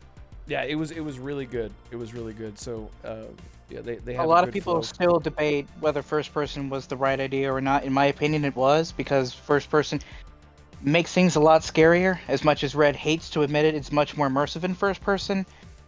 Although, to be fair, with Monster Hunter World, because they've been perfecting that formula for a decade and a half, that's why World was so successful. Because it was so good, their hardcore Monster Hunter fans, they kept shouting it to the hills, and it got the casuals involved. Then they came in. Then they tried it with their friends, and then they loved it. And now it's what? I think it's sold like 30 million copies by now, if I recall. Don't quote me on that, but still, hey, Yeah. I'm curious to see how Wilds does next year. Because Monster Hunter as a fan base has grown a lot. Ollie can't wait to try it. Oh man. Even though it's just going to be me and Red. Oh my god. Yadani says Assassin sounds like Assassin sounds like he's got a Temu lapel microphone inside of a conch shell in a in a gas station bathroom. I think I actually might be able to make out the sound of the homeless man taking a dump in the stall next to him. Okay, I see. This is payback from when I won over him when we were roasting Red. Oh man. The more I kept Connex reading and it C. over and over and over again, and I was getting funnier the more and more I read it. The homeless part. The homeless The man homeless part. part. Really Exactly. You're like like in the background. Yeah. Oh man, that got me. Korean Monad says, but you can't see that tentacle going in your butt. Okay, well that came out of nowhere. I like that. Oh, okay. Toxic Butt Wind probably can. I like it. Yeah, toxic butt wind will fight you. He'll blow it out of his. Right. Anyway, yeah. So, any other thoughts on Ubisoft as we move forward into Holly's favorite topic? Oh Lord. DeMarco, you got There's anything? another one? Wait, we're talking about Infinity Nikki? I want Child of Light to come back. Oh, that was a Ubisoft. Yeah, side-scrolling RPG, turn-based combat. Yeah, yeah. That's my last comment. That was a really good game. It was really cool Is it art just style. me, or does every Western publisher have a secret turn-based RPG in their backlog? What is it? Sometimes they're really good. Like Child of Light was phenomenal. The art style, the music. I still listen to that soundtrack regularly. It's really good. The music was amazing. It was so goddamn good. So I know that's never gonna happen, and even if it did, it probably wouldn't. It wouldn't be the same. Yeah, it wouldn't. I don't know if it would be. It'd be open world. Magic. But yeah, indie. You know, I don't think. What I always like to see is when Obsidian lets their team make Grounded. I always go back to these two examples, but Grounded and Pentiment, and they do really, really well critically, financially. Yeah, kind of. I'm assuming they do well for their budget. It's probably worth it to keep trying to push indies because it lets you make new IPs. I can't remember what the irony that most of the games that all of us here are excited for are actually from independent AAA developers or indie studios, like Replaced with U3. That's a good one. You guys are excited for it? Yes. Like, why? Like, maybe if publishers stop for a second and go, why are gamers more excited for these games than ours? Maybe they'd find the answer to making more money and making gamers happy. Who knows? That's never going to happen. Yeah. Anyway, so let's get into the topic that Holly can't wait to discuss. All right, so Infinity Nikki. Infinity Nikki. Yeah, so real quick, I just wanted to say again, thank you all so much for being here. There's almost 40 people here watching us tonight. I really appreciate it. Maybe that was due to the thumbnail. We have talked about Ubisoft and Assassin's Creed. So if you missed it, just save this on your playlist, watch it later. Really, really appreciate you guys so much. Thank you. Sincerely. And Lotus Esprit. Real quick, I just want to grab this. It says Looney Tunes, Mickey Rebrush, Rugrats, Peppa Pig, Dressed to Impress. I do not even have time for Astrobot or Assassin's Creed. Exactly. There's too many games. There's too many games. It's a good problem to have. I totally get it, Lotus. Toxic Buttwind says, hey, keep my butt out of your mouth. Okay, fine. If that's what you want. I mean... Fine. No problem. No problem. I got you. Already one step ahead of you. Yeah. Seriously, shout out to everyone. Thank you all so much for being here. I see all of you. So there I win. Noise Mofo, eat my wins. That's like an anime, like I believe that's called a Dutch oven insert. yeah, exactly. So what is it? Oh, I don't know what. Umbra and Monad are going at it. You wiggled it just a little bit. I have no idea what's happening. Umbra took a super sus car ride last night. I think he's on the 120 Diddy allegations that came I out. saw that. Yeah. The guy was like, get in. I think he might be on the list. Yeah, they're like, put on these sunglasses and put on this mask while you're at it. That definitely is not hooked up to anything in the car. So anyway, yeah. Whoa, what's up, King Styles? Thank you for being here. Appreciate you. Journey 2012. Lotus says we need more games like that. Journey, yeah. That what a great cult classic that was. Or was it a cult classic? I mean, it was popular. Like people love that game. I mean, they got like a sequel title with Abzu as well. So That's right, Abzu. it's That's not right, like the it's not a underwater. sequel, but yeah. Spiritual successor. All right, so Assassin, there is a game that you've been playing that I played last night. I played more of it last night. That the internet, who is even new to this developer, is raving about, and I want to talk about it. That game is, of course, Atlus's, the creators of Persona, Metaphor Refantazio. And Holly, it's time for you to use the bathroom. If it's a good time. I'm muting my mic. Yeah. So I want to know is anyone in chat? By the way, there is a demo for Metaphor Refantazio right now, all over the place that you can play, and it's not just a demo. This demo is like the length of a lot of just like regular game titles. You could put 6 hours, you could put 10 hours into this. It's the whole length of Hellblade 2. It's the whole length of 2 Hellblades put together. And not only are you able to play this demo, but that demo carries over into the main game if you do continue to play. So I have thoughts on it, but Assassin, I want you to take us away as the newfound lover of Atlus games in Persona 3. I'm the newfound lover of Persona games last year, Persona 5, incredible game.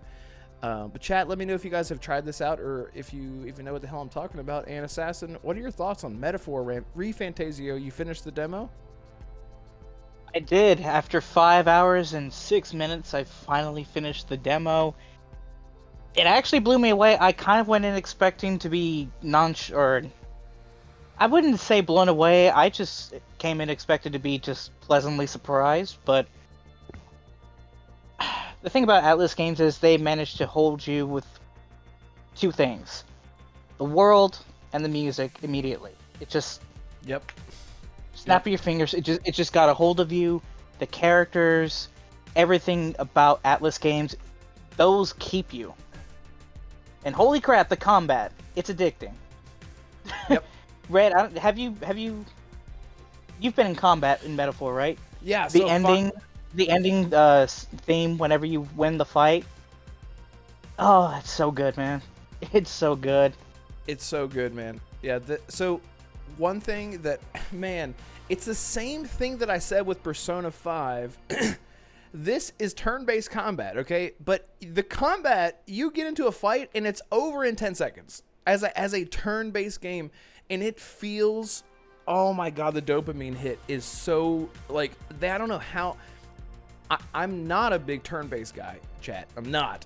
But Persona nails it, and with Metaphor, it nails it. You get into a fight, and it's like turn-based combat. You are immediately getting attacked. You're dodging. You're hitting them. Your teammates are already on it, casting a spell, shouting things out. Before you know it, the battle is over. Like I said, literally, sometimes 10 seconds to 30 seconds, the fight is over. Plays this amazing music the entire time.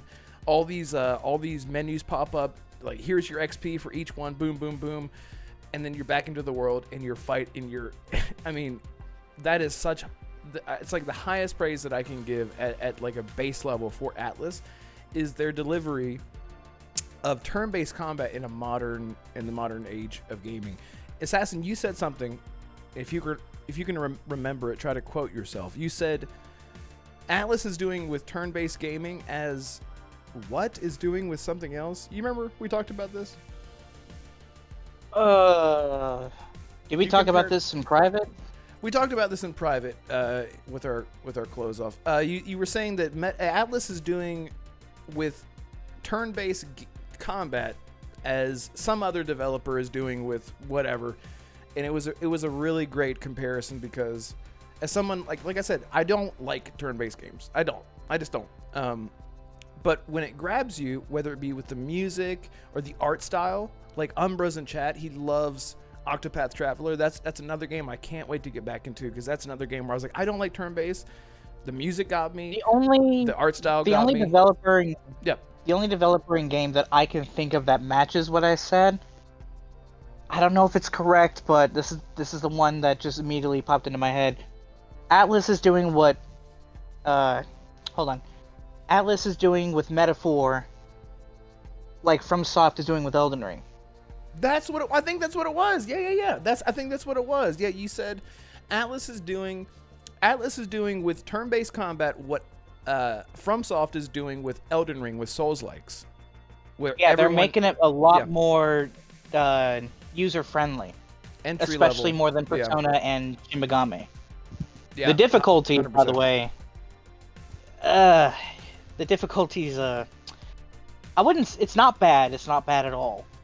I just wish that there was a little bit more of a challenge if you're playing on normal. Well, you know how those games go, man. It'll come. Yeah. Yeah. Did you when you fought that human in the mine? Did you not realize that you can go backwards so that way you can avoid getting hit by their attacks? Because it took me 4 tries. No, you're talking about. I was like, how the hell can I? You're talking about the one with the weird. It's like a big like. I don't know how to describe it. It's like a bird with a human face who was protecting a crystal in the mines. It was whenever what's his name got Stroll. It's whenever Stroll gets hurt. That's the what I'm talking about. That's how far I am. You're talking about else. I'm talking about that's a little bit farther when Grius joins your party. Anyway. Yeah. Yep. Well, Metaphor has jumped up in my anticipation level after that demo. I'm really, really excited for the full release, and I'm so glad that the data from the demo transfers over to the main game. Because holy crap! Well, again, even if it didn't, I wouldn't mind playing that prologue again. So good. Right. So I plan on. Okay, so let me just get my thoughts on this real quick, because I put about an hour into Metaphor whenever it first came out, and I've tried to I took a step back because I did not like the main character. I don't like the voice. I do not like the design. I don't like anything about the main character at all. And I'm just being honest. It seems really. It's a. I don't understand what's going on there. Yeah, I called him a pansy, and so I had to really take a step back and say, you know what? Let me just. Okay, I played it. I don't like him, but everything else, and I can't stop thinking about this game because of what you said before with the art style, with the music, with the characters, the voice acting. I mean, everything about it, I was like, man, of course, the main character is the one thing. And so I came to terms with it, and I said, you know what? Let me take a step back. Let me just understand every main character, DeMarco. Doesn't need to be a Geralt of Rivia. Doesn't need to be a Commander Shepard. It doesn't even need to be a vehicle for you to inject yourself into the experience. And I feel like as an RPG player, I do get caught up in that trap a lot. My own trap, where I say, if this character doesn't vibe with me and I can't immerse myself into this experience, the character's shit, and that's not fair at all. So I played it again last night, and I will say that this character it's a kid. I mean, it's a kid, 18-year-old kid. There's complexities there in the lore with the character that I didn't really take at face value. But I will say that I think what has intrigued me is the other main characters. Just like in Mass Effect, it's like, but it's like you got Shepard, but then you have like Garrus that's like lifting you up, or like Tali that's like lifting up another character, and all these relationships like with each other. You see other main characters interacting with each other, and it just elevates the whole experience, and you like forget about you as the main character. And I feel like this main character, so far from what I've seen, isn't really they're not meant to be, like, again, a Geralt of Rivia or a Commander Shepard or whatnot. So I am just taking in the world as it is, and I'm just loving it. I can't stop thinking about the game. But I'm thinking... Sometimes the best stories are not when the protagonist chooses what they want to do. Sometimes the story is better when they're thrust into it, when they don't want to. Right, saying. like the helplessness that you feel, kind of like Sora from Kingdom Hearts as an example that I brought up. Like, I didn't love Sora because Sora was a badass character. I liked Sora because he was, you know, it was everyone around him that made him. It's elevated him as a character. It didn't mean that he was the greatest character in that story, but it just meant that he was a character that fit in the world, but didn't necessarily mean that you had to be injected into the experience as like an RPG, because that's not what these games are really about. Persona 5 did it really well. Persona 3 so far does it really well. But I think this is Atlus's fantasy world, and so far it's amazing. So I think I'm getting over that. I'm getting over that very quickly of just accepting that I don't like the main character, but that they will grow on me in time. Yeah. What did you think about the Awakening? Oh yeah, that was something that really got me, actually. So that went real hard. Yeah, so there's a point in the game where the main character that I talk about not liking the entire time, like, pretty much goes Super Saiyan, and I was like, okay, here we go.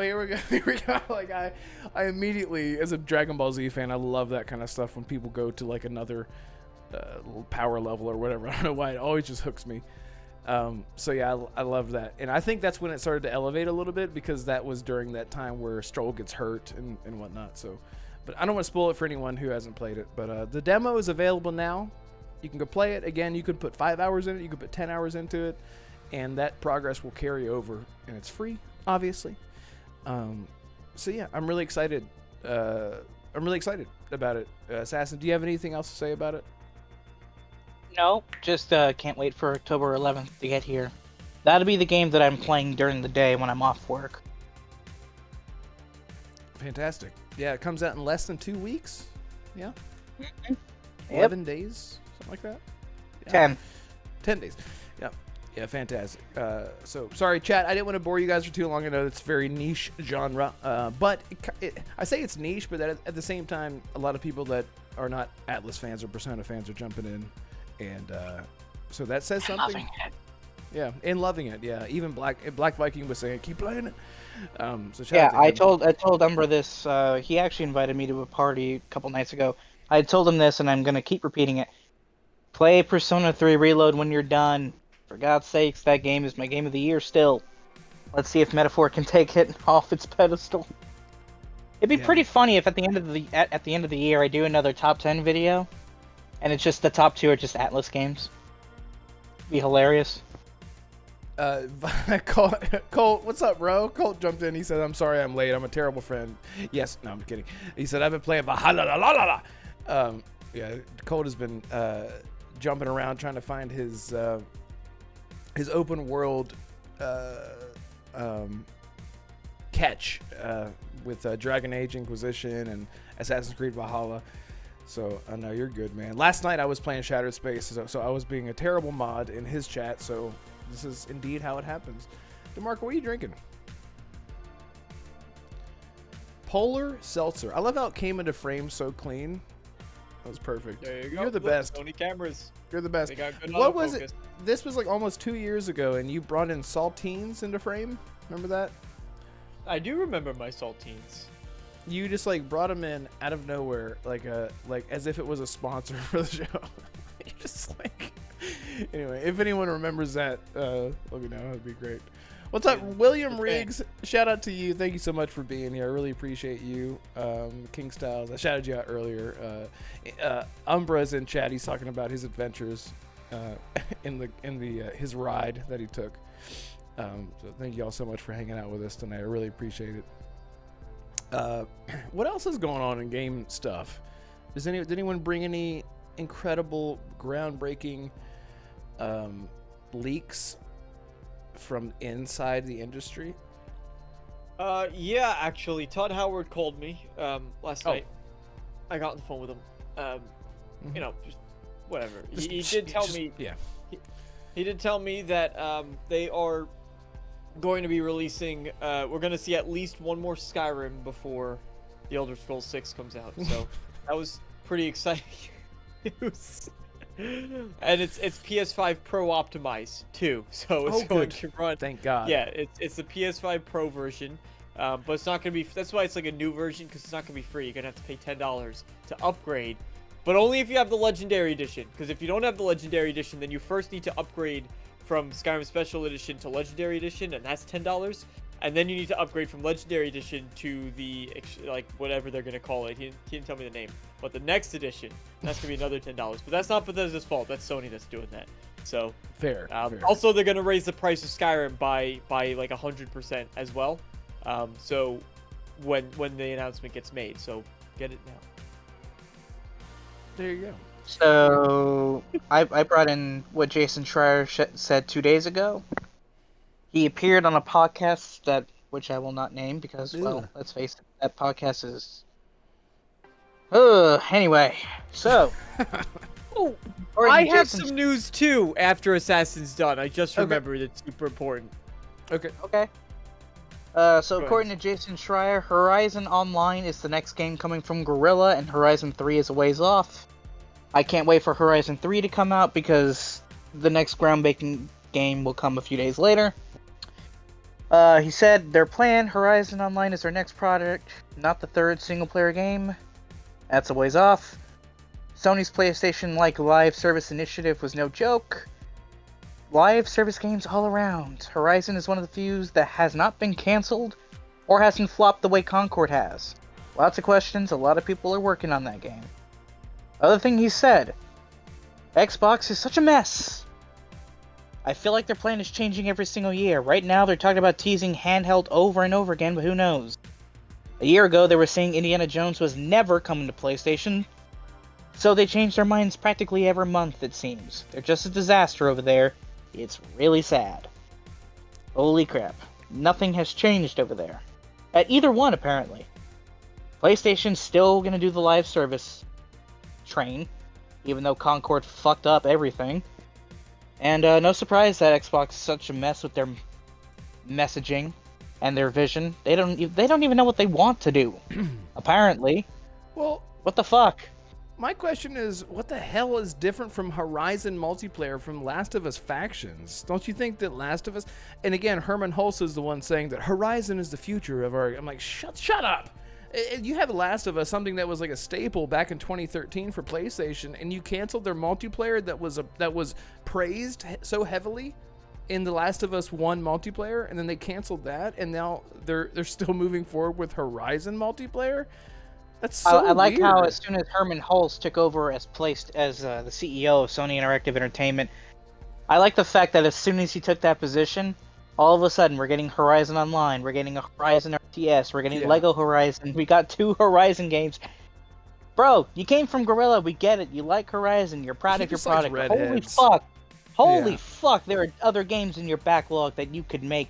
What's next? You're gonna have Santa Monica and the other teams work on Horizon? Is Sony just gonna be the Horizon Just stop. Please, for the love of fuck, stop. Yeah, I mean... Enough.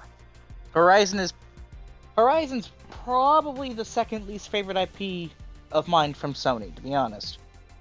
Like, yeah, the game looks good, but is that really all people can talk about is how good it looks? No one ever talks about how good the characters are or how fun the combat is, and it has good combat. But holy fuck, people just use it as just like a graphic masterpiece. That's all they use it for. Stop it. Play games. Don't talk about graphics. That's for the PC crowd. Anyway.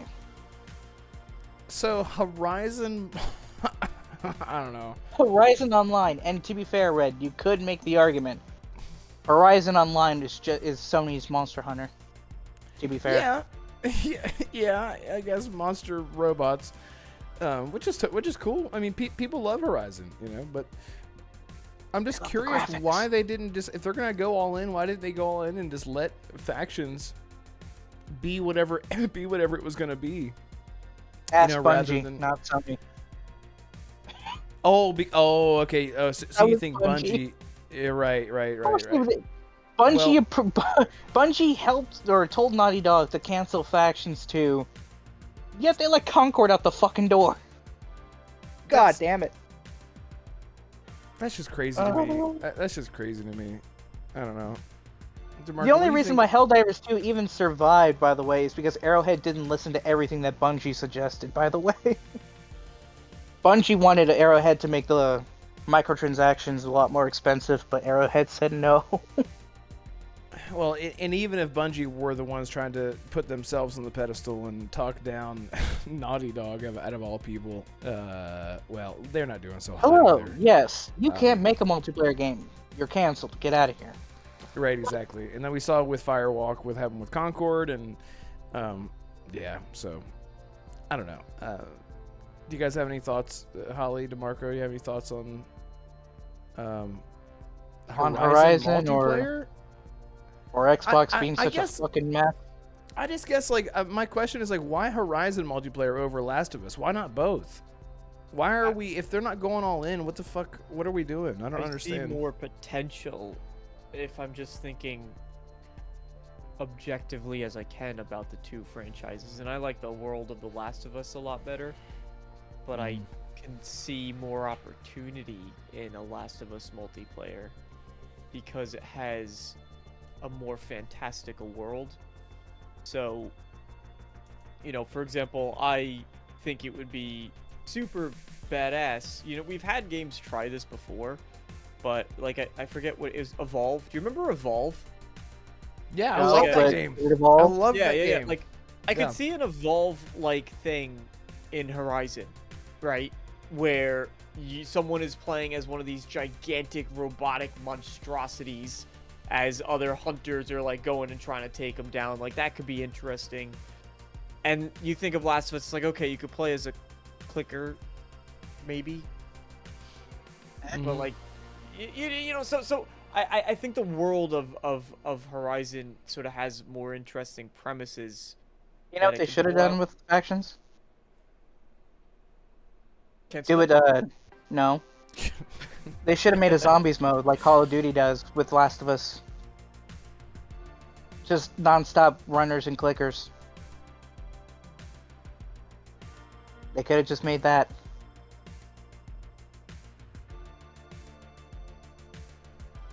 Okay. I think I would have what I would have loved to see from like a multiplayer Last of Us would have been actually more of a like what Days Gone was supposed to be, I guess. Yeah, that's what I'm talking about. Like you know how the freakers run after you in Days Gone. I'm just saying that have the runners and the clickers from The Last of Us do the same thing, but with three other people, like Call of Duty does with COD Zombies. Maybe. I mean, but that probably wouldn't be monetizable enough as the issue, so it's not. Are you kidding? Just skins for Joel and the weapons? Yeah, totally. I don't think It wouldn't you have could done Call of Duty numbers, but it done well. I don't Also, think you could Red- monetize those as well. You're talking about a third-person shooter game to monetize skins that you can barely see on a weapon, and then the outfits don't really have the opportunity. I mean, unless Naughty Dog wanted to really go crazy with it, where they're giving Joel like robot suits or something. Like, I don't know what kind of outfits they would put Joel in that would be worthy of. And I'm someone who's completely just opposed to most microtransactions, so not really the valid target audience for this discussion, I guess. But I just don't see what cosmetics they could give that wouldn't completely aggravate fans in the world of The Last of Us, because it's so dark and gritty and grounded. I guys totally remember when understand what you're Insomniac- saying. Sorry. You guys remember when Insomniac canceled their multiplayer Spider-Man game as well? Yeah, dude. And that's that a trailer great leaked, point. and everyone was so pissed off Yep. that they canceled it because it actually looked good. It looked really cool. Yeah, I was like, what the fuck? Is this real? I remember everyone was like, is this real? And it's like, it was real. There's a huge distinction though between it looking good and it playing good. Okay, And that's DeMarco, true. we get it. You're the bad news bear. We get it. Jesus. I am the fuck. bad news bear. No, But- like it conceptually could be really cool, but I think too, for example, and I know that you guys liked Gotham Knights, but I think to the combat in Gotham Knights and what the multiplayer did to that versus, and I know it wasn't supposed to be a Batman Arkham game, but what the combat felt like in that game compared to what it felt like in Arkham series, and it just was night and day between the two, and that's going to be because of the multiplayer part of it, right? So to take Spider-Man and to kind of do something similar, which the Arkham example is relevant in that case because they're very heavily like inspired by, well, Spider-Man is very heavily inspired. So it might not play great even though it looks super cool. I think, for example, a lot of multiplayer games, for me personally, on the surface they sound incredible. It sounds like a lot of fun, but I don't think that people really consider most gamers do, and armchair developers do not consider the ramifications of putting things into a multiplayer situation and the way that you have to change the balance of the game and the direction of the game and the scale of the game. And I'm not talking about scale in terms of the size, like, and the, you know, but just in terms of the way that you have to balance everything. It's not the same, and more often than not, you know,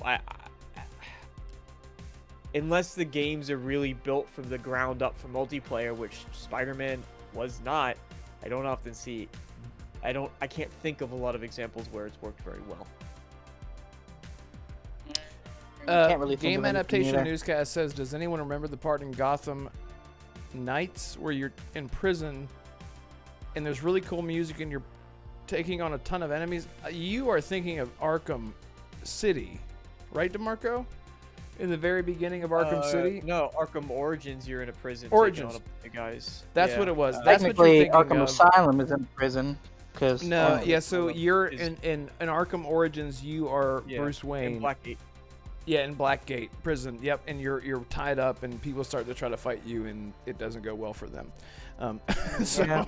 yeah, that part is amazing. You did not dream that. That was not Gotham Knights. That was Oh, he said it was Knights. it was Knights. I mean, there's a part where you encounter Harley Quinn. Is that in a prison, in Gotham Knights? Yeah, you like bust her out, and then you fight her or something. Yeah. Red, Is didn't that- you play Gotham Knights? You should know this. Yeah, I did, but that's like early on in the game, and I loved Gotham Knights. I I think loved it for Gotham what it Knights was. could I go into didn't. Blackgate or something. Also, let's set the Yeah. record straight here, DeMarco. Red loves Gotham Knights. I have not even played it. It was Knights. Never played Origins. Okay, that's fair. So shout out to, by the way, I was gonna say this earlier. Shout out to GameSeeker. Thank you so much for the $10 super chat here on the live stream, and also another $10 super thanks for. I just put up my review for Shattered Space. If you haven't seen it, it's out right now, so you can watch it after the show if you want. That'd be really good because it took me a long effing time to. Oh, technical issues are always great, but thank you so much, GameSeeker. And GameSeeker also, and I'll show it whenever I get it. He shipped me a signed copy from one of the founders of BioWare of a Mass Effect 1 signed copy, because he went to a panel that happened recently. And really excited. So thank you so much. He's such a nice dude. I just wanted to shout you out here on the air. Yeah, thank you so much, GameSeeker. I appreciate you. Anyway, Sheena says I'm late to the party, but I'm her. Yeah, thank you all so much for being here. DeMarco, real quick, before I forget, what was your news? Your great news? Oh, I'll get this too super quick. Yeah, the developers by the days before the before days gone. Oh, fuck. They're back. Oh, Fantastic is back, baby, and they have a brand new experience for you called Escape Factory, where you and a bunch of up to 4 to 8 players can all get together in space, and you have to avoid some really revolutionary gameplay design traps, such as, I could find it here, the Geartron, the Zaptron, the Riptron, the Guntron, the Smashtron, a Sandworm, an Ice Warden, which is basically just a big Yeti, and a Sectarian, which is a guy in robes. And it's physics-based, and you guys can sort of tumble and fall, and all of these Trons are trying to knock you off the map, and they're on Kickstarter, and they're only asking, they revolutionized their whole game dev development. process. Yeah. They've completely turned their whole dev process. You can play the demo now. You can play it on Steam right now. It's free. And on top of that, they only need $15,000 in order to make this happen. And they're currently with 45 backers. They're at $2,365. But here's the real kicker, and this is incredible. You can, because anybody who loves Days Gone, and you're upset that it did not get to see the light of day, I have a treat for you. It did not get the chance that it deserved, so we can go back to the before days, before that game got the reputation it did, and you could talk to the development team for only $9,329 to their Kickstarter campaign. It's a weird amount because they're doing it in a different currency. So that's why. But for $9,329 you can get an unforgettable dinner with the founders of Fantastic, with the details to be discussed during a Zoom call. You can as a token of appreciation. You can dine. You can get an unforgettable. I bet it'll be unforgettable. If he's gonna read the entire tier list again, I'm just gonna mute him. I'm just telling you right now. No. This is unforgettable, Assassin. Don't do it again, please. I'm begging It's you. unforgettable. It's unforgettable. Can you imagine sitting down, not having a single understanding of what they're saying in another language? You're the one guy. You're the one guy that donated 9,000 whatever currency. It's gonna be unforgettable because they're gonna turn around. They're gonna be like, "Thanks for funding the game, but we can't afford this bill." Exactly. Because the we already cheapest game paid ever out. made. We already paid out all of the development costs that you just did in a Kickstarter. Exactly. We paid some other people, and they didn't make the game, so we owe them a lot of money. So you have to pay. Here's a check, and you're never gonna forget it. I can promise you that much. That's great. Well, I'm really excited to not support them at all. And yeah, if you guys remember, he's talking about the game the day before, the zombie open world scam game. They're back. It's crazy to me that they're back. Because they probably said, let's take a breath, wait till there's no legal issues, which they did have to deal with, and maybe they're still dealing with. Dumb. Stupid, as Colt would say. No. You know what else is stupid?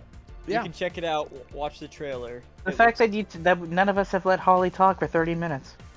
Yeah. She muted herself at Metaphor, and that was it. I'm sorry, Holly. Fantastic. Do you have any thoughts on Fantastic and their stupid horse shit, Holly? No. Nope, she's muted, but she said no. But yeah, we all saw it. She said no. Fantastic. It's fine. Yeah. I'm sorry, Holly. We put you in the corner, in the kids' corner for when we talked about our kid game. Yeah, exactly. I'm sorry.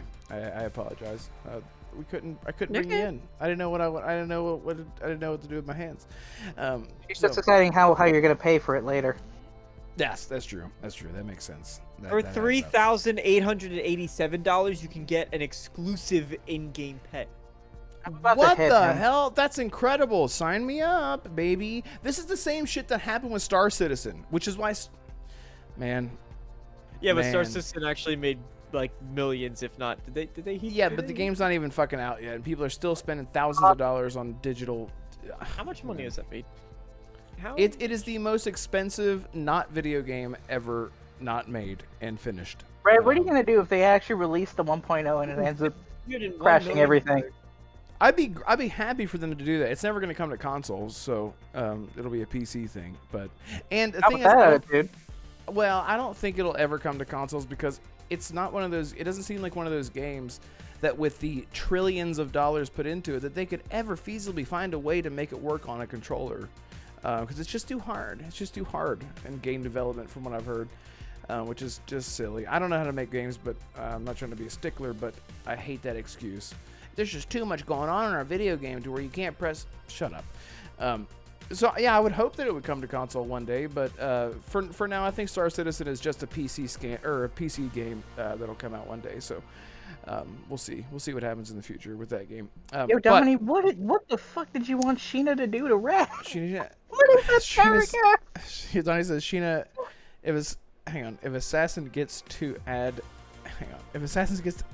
add his kinks, please tie red ribbons to some to some nipple tassels, clamp them on, force him to dip them into some paint, grab his legs, and use him as a wheelbarrow to get to let him paint a masterpiece while listening to Cisco's Cisco's The Thing song. That's fantastic. That's amazing. Does that sound exciting to you, Assassin? Would you allow that? I don't even know what that song is. I'm just glad that I'm not. Fuck. Nope. Okay, good. Fantastic. Ooh, caught myself there. Yep. Yeah, were you about to pass out from the excitement of that idea? No. Oh, No, thong song. Okay. Thong, thong, thong, thong. I remember that. No, I'm not gonna tell you because then y'all make me do it. Oh, you want to sing a song? It's been a long time since you sang a song. We used to say, Fuck me and my pig mouth. No. hey, everyone, if No. you want Get Assassin it over to with. sing, he will super chat. If you super chat at least $10, he'll sing a song for you. That's what he does. No, no, I will not. Do not do that, please. Yeah, don't do that. Keep your money. We're running a little. Well, we're running late, but we're technically early because the show was late. So, whatever, it's fine.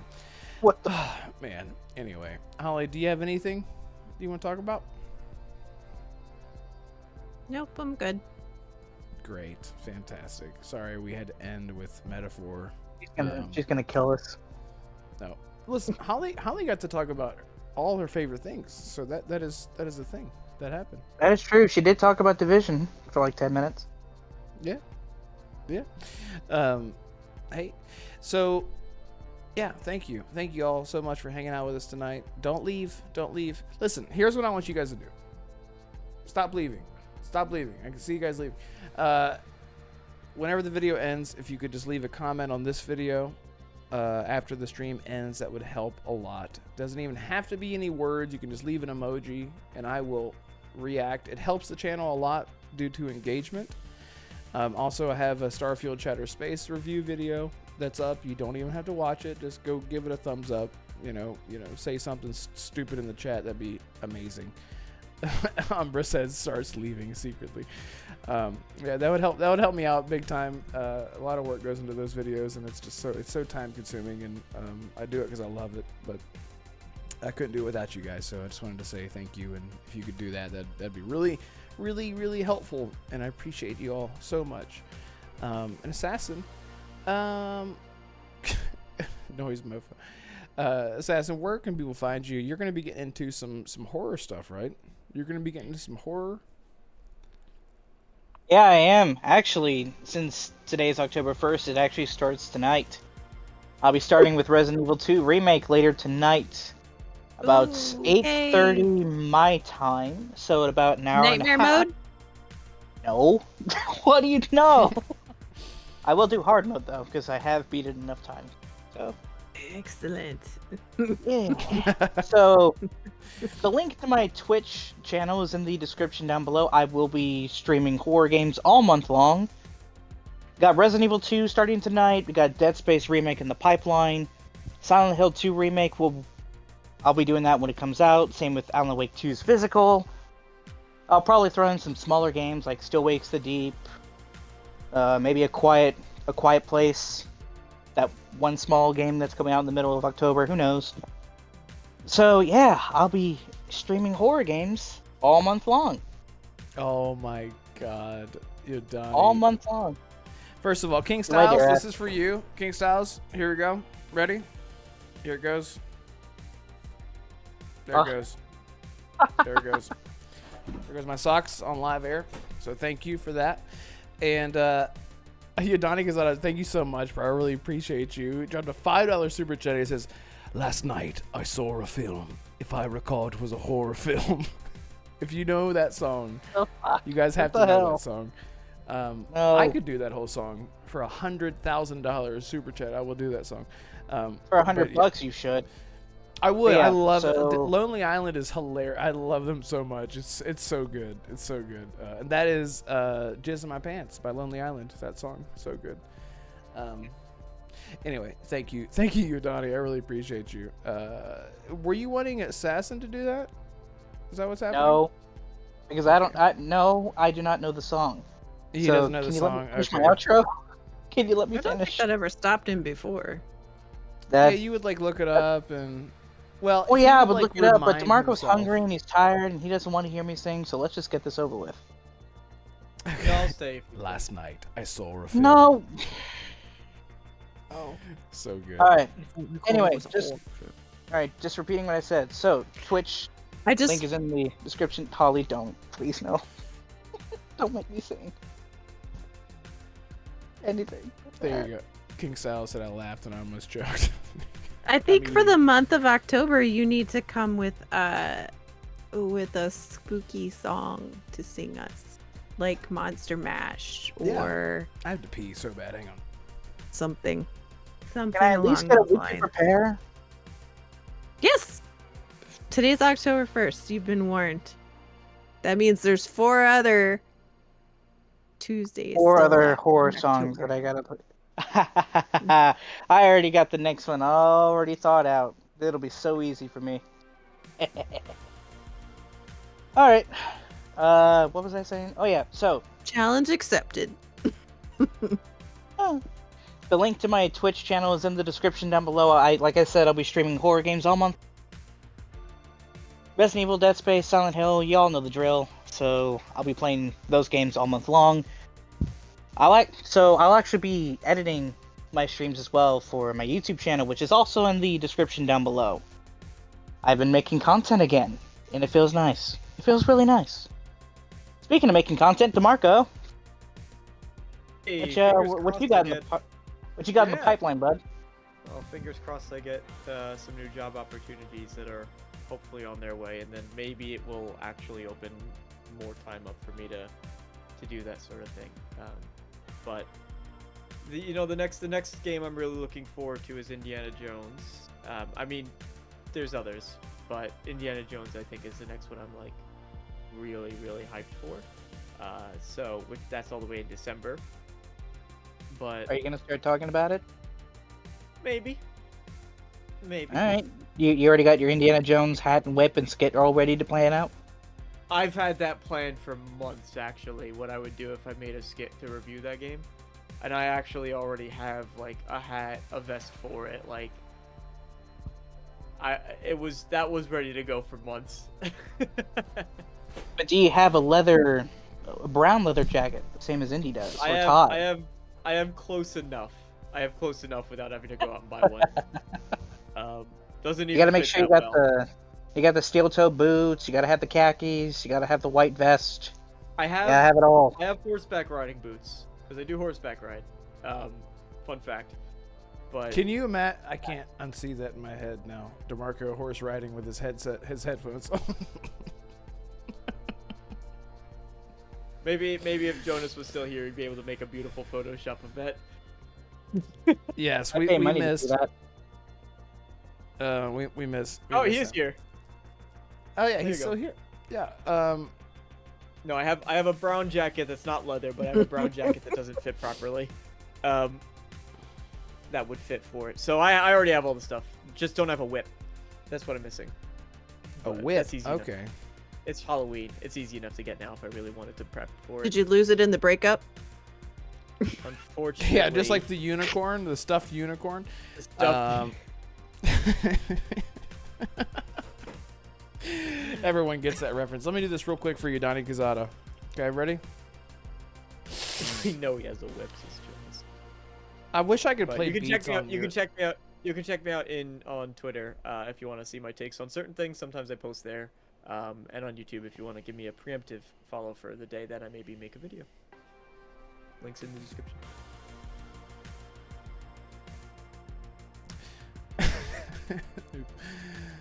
See if I can get. I can't cue this up. Whatever. Lock eyes from across the room. Down my drink while the rhythms boom. Take your hand and skip the names. No need here for the silly games. Make our way through the smoking crowd. The club's the sky and I'm on your cloud. Leave this place, go back to yours. Our lips first touch outside your doors. A whole night what we've got in store. Whisper in my ear that you want some more, and I jizzed in my pants. And it, what is it? What's the next line? This Is in my pants. this really never happens. You can take my word. I won't apologize. That's just absurd. Mainly your fault because the way you dance, and now I jizzed in my pants. Don't tell your friends I'll say you're a slut. Plus, it's your fault you were rubbing my butt. Now this just looks like a job of red. Anyway, there you go. Oh, and Noise Mofo said, ick. Oh, dick in a box. I see. You got your does a mashup. It's my dick in a What? box. Okay, listen. What does he mean? What does he mean by that? Like, so what? have You do have not. Don't you know that song? You don't know No. that song? Oh, with Justin so good. Timberlake.